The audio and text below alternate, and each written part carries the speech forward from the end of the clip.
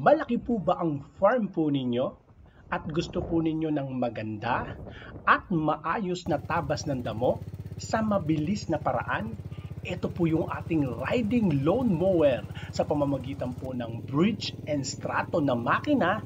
May grass cutter ka na, may sasakyan ka pa para sa iyong farm. Ito po ang ginagamit nila sa magagandang mga memorial, malalaking mga garden at syempre sa mga golf course. Kaya kung gusto nyo po ng magandang tabas ng damo, mag-riding lawn mower po tayo.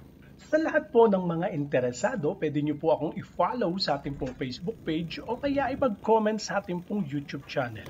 Pwede nyo rin po akong i-message sa ating pong cellphone number na naka-flash po dyan sa inyong screen. Sa mga nagtatanong kung magkano po sa atin ang riding lawn mower, 127,000 lang po sa atin yan. Meron na po kayong heavy duty na riding lawn mower na bridge and straton. Maraming salamat po sa inyo mga kadiskarte at ingatan nawa po kayong palagi ng Panginoon. God bless po.